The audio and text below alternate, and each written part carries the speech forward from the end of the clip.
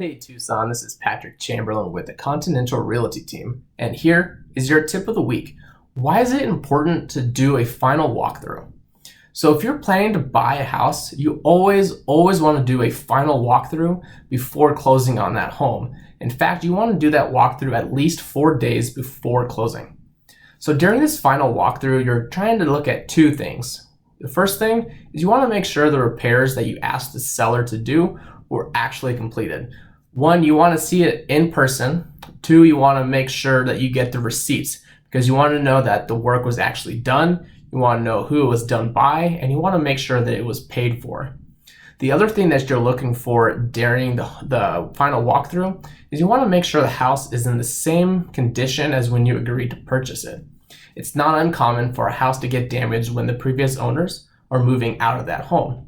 And even if the house is vacant, things can still happen. I've seen a roof leak happen on a vacant house that if they did not do the final walkthrough, they would not have caught this until it was too late after closing. So if you do the final walkthrough and everything looks good and satisfactory, you can proceed to close.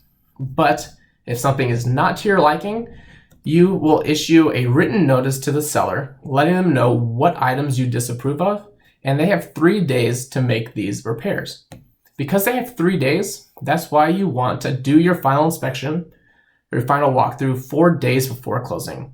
So that way the repairs have to be done by the agreed closing time. So if those repairs are made within the window, everything's fine and you can proceed to closing. But for the off chance that those repairs are still not made after those 3 days, as the buyer, you have 3 choices. The first choice is you can cancel the contract. The seller is in breach of the agreement between both parties, so you have the right to cancel and get your earnest money deposit back. Your second option is you can delay closing until these repairs are made. The third option is that you can proceed to close on the house as long as you have a written agreement that the seller will make these repairs by a certain date. This is nice if you absolutely have to get into the house on a closing date.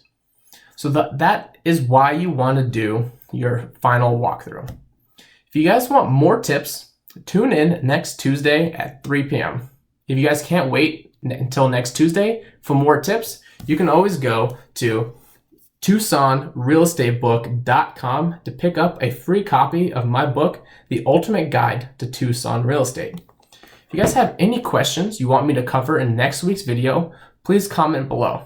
And as always, if you guys have any real estate needs, whether you're buying, selling, or investing in real estate, please give me a call at 520-345-4947.